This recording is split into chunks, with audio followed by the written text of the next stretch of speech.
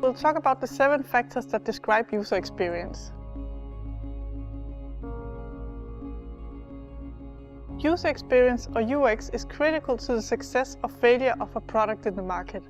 But what do we mean by UX? All too often, we confuse UX with usability, which describe how easy a product is to use. It's true that UX as a discipline began with usability, but UX has grown to accommodate much more than usability. And you need to pay attention to all aspects of the user experience if you want to deliver successful products to market. According to Peter Morville, a pioneer in the UX field who has written several best-selling books on UX, there are 7 factors that describe user experience. Useful, usable, findable, credible, desirable, accessible, and valuable. Let's take a look at each factor in turn and what it means for the overall user experience. The first factor of user experience is useful.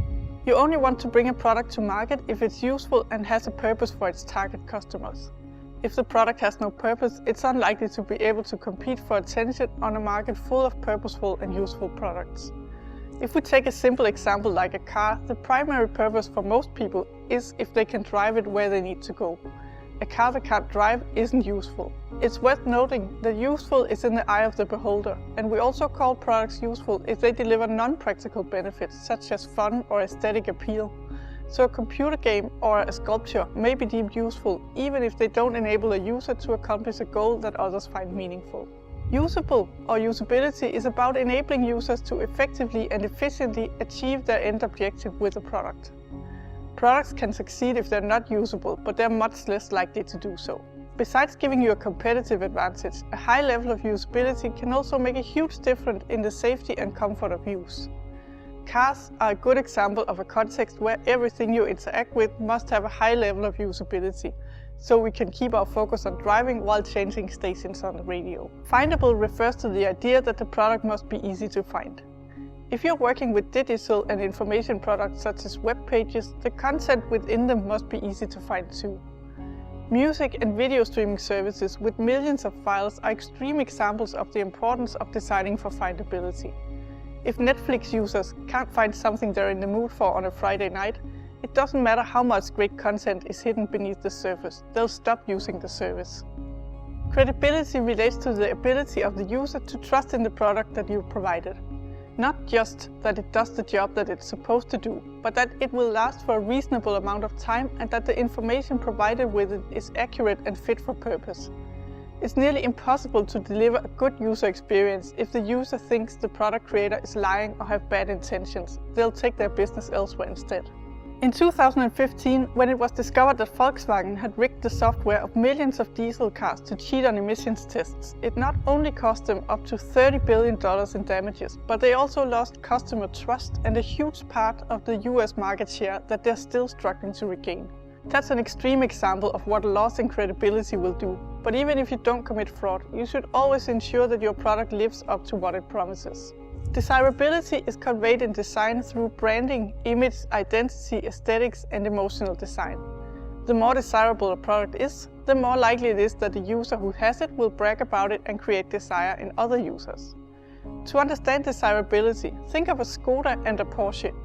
They are to some extent both useful, usable, findable, accessible, credible, and valuable, but for most people, Porsche is much more desirable than a Skoda. That's not to say that Skoda is undesirable, they've sold a lot of cars under that brand. But given a choice of a new Porsche or Skoda for free, most people will opt for the Porsche. Accessibility is about providing an experience which can be accessed by users of a full range of abilities. This includes those who are disabled in some respects, such as hearing loss, impaired vision, motion impaired, or learning impaired. Doing interface design for accessibility means that you use colors which colorblind people can see, that text is legible even for people with low vision, and so on. Sadly, accessibility often gets lost in the mix when we create user experiences.